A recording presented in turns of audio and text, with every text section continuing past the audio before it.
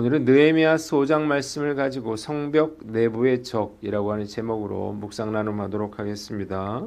1절로 19절 말씀은 이스라엘 공동체 내부의 경제적인 불평등과 갈등 해결 과정에 대해서 나옵니다. 첫 번째로 1절로 5절에는 백성들의 호소와 내부 갈등에 대해서 기록되어 있습니다.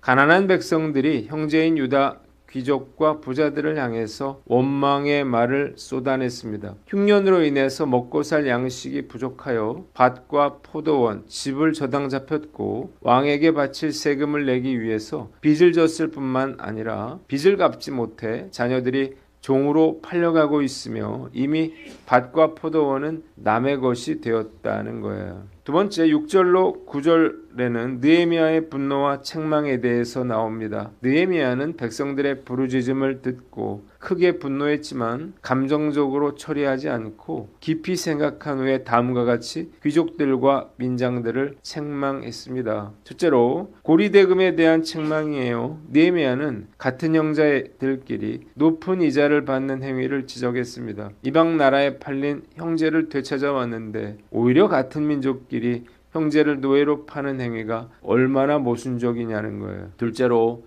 신앙적인 호소를 했습니다. 느헤미야는 이 일이 이방인들에게 비웃음거리가 될 것을 생각하고 하나님을 두려워해야 한다라고 말했습니다.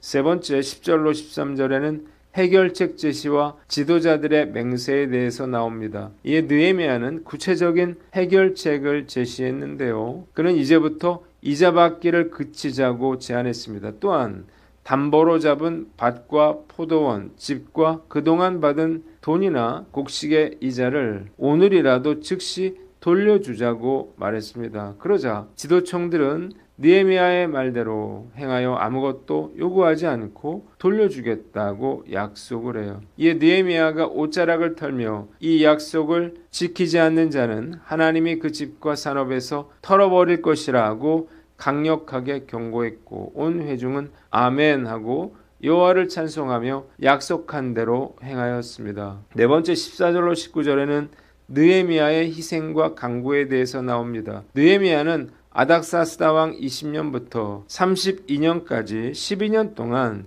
유다 땅 총독으로 재임했지만 총독으로서 마땅히 받아야 할 봉급을 전혀 받지 않았습니다.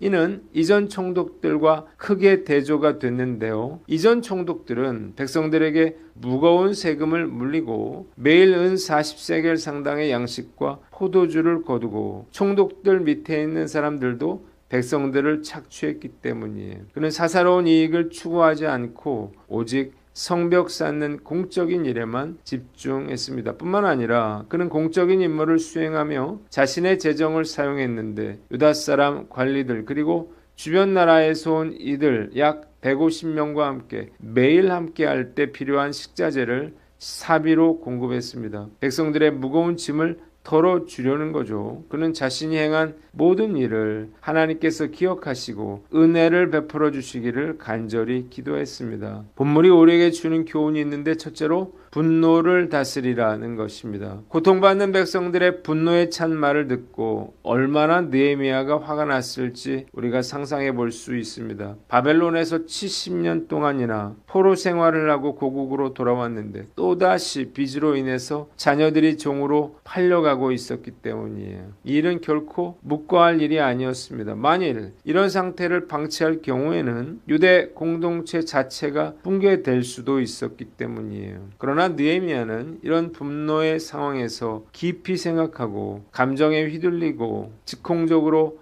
반응하지 않았어요. 스스로 마음을 다스려서 자제했고 상황을 객관적으로 파악하려고 노력했습니다. 리더가 가져야 할 최고의 덕목 중 하나는 바로 자제력이에요. 리더가 분노하고 혈기를 부려봤자 문제를 해결하는데 아무런 도움이 되지 않습니다. 물론 화가 날 수 있어요. 화 안 나는 사람이 어디 있을까요? 그러나 믿음의 사람은 분노를 다스릴 줄 알아야 합니다. 이유가 무엇인가요? 첫째로 분노로 인해서 큰 실수를 저지를 수 있기 때문이에요. 한순간의 혈기를 다스리지 못해서 무너져버린 사람들이 한둘이 아니에요. 모세도요 혈기를 부렸다가 가나안 땅에 들어가지 못하게 됐습니다. 아무리 화가 나더라도 혈기를 부려서는 안 되는 거예요. 지도자라면 더욱 그러할 것입니다. 둘째로 분노가 죄의 문제와 연결되기 때문이에요. 화가 나면 싸울 수 있고 또 폭력으로 이어질 수도 있고 다른 사람에게 큰 상처를 줄 수도 있습니다. 때문에 믿음의 사람은 화가 나더라도 절제할 수 있어야 하는 거예요. 세 번째, 분노는 마귀가 시험할 틈을 주기 때문입니다. 마귀는요, 화내고 분노하는 곳에 역사합니다. 그래서 더욱 혈기를 부리고 화가 나게 만들어서 전혀 예상치 못했던 일들이 벌어지게 만드는 거예요.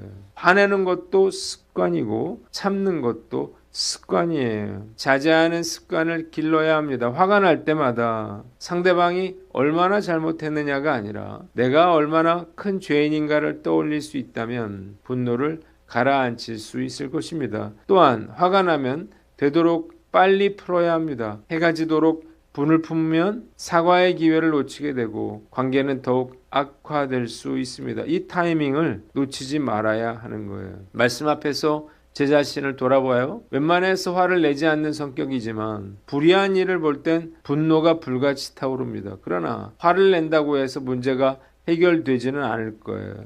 오늘 난 어떤가 스스로 돌아보고 느헤미야처럼 화가 나더라도 깊이 생각하고 냉정하게 상황부터 파악할 수 있는 절제의 사람이 되시기를 주님의 이름으로 축원합니다. 두 번째는 타협하지 말고 책망하라는 거예요. 조사 결과 백성들을 괴롭히고 빼앗았던 사람들이 느헤미야의 국정 운영의 필수적인 파트너인 귀족들과 민장들이라는 사실을 알게 됐습니다. 느헤미야는 이를 묵과하지 않고 그들을 공개석상으로 불러내어 엄하게 꾸짖었습니다. 사실 느헤미야가 총독이라 하더라도 이들을 꾸짖고 책망하는 것은 그리 쉬운 일인 아니었습니다. 성벽 공사를 완성하려면 그들의 도움이 필요하기 때문이에요. 그러나 느헤미야는 정치적인 셈법을 따져서 그들과 타협하지 않고 담대하게 그들의 잘못을 책망했습니다. 이제 겨우 포로 생활을 끝마치고 자유를 찾아 돌아온 고국에서 다시 백성들이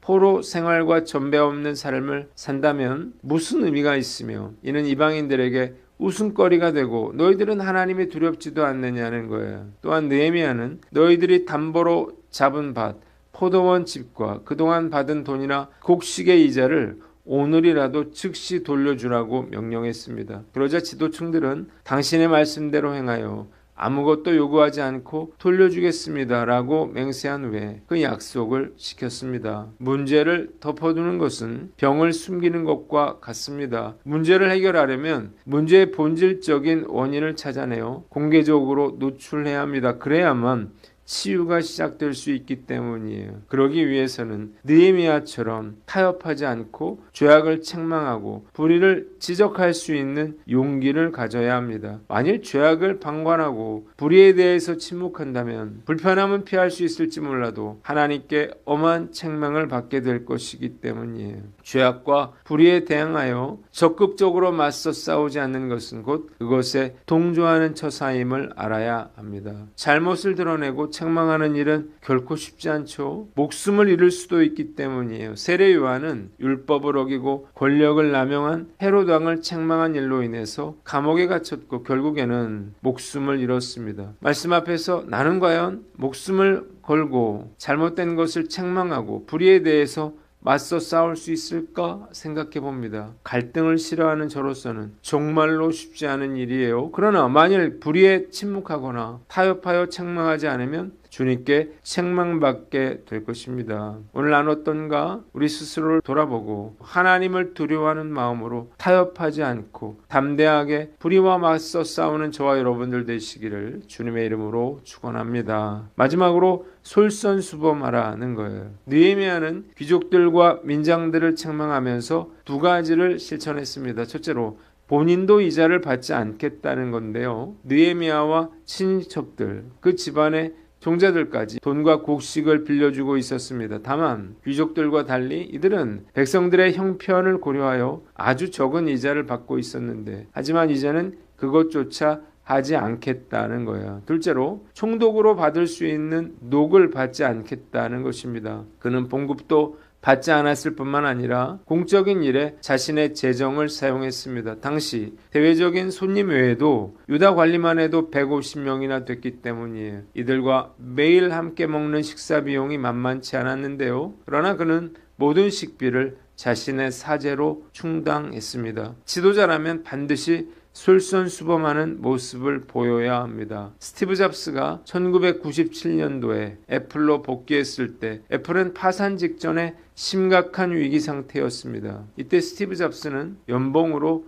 $1를 받겠다고 선언하므로 회사 회생에 대한 그의 헌신과 단기적인 이익에 연연하지 않겠다는 의지를 대내외적으로 강력하게 보여주었습니다. 이후에 애플은요, 세계에서 가장 성공한 기업이 되었습니다. 느헤미야의 솔선수범은 말이 아닌 행동으로, 명령이 아닌 희생으로 공동체를 이끌어 나가는 참된 리더십의 본질을 보여줍니다. 참 리더는 높은 자리를 차지한 사람이 아니라 솔선수범하며 때론 더 무거운 짐을 지는 사람이 되어야 할 것입니다. 교회를 개척한 저는 늘 무한 책임을 진다는 각오로 지금까지 목회를 해왔어요. 성전 건축을 계획하고 있는데 먼저 저부터 모범을 보여야 하겠다는 생각이 들어요.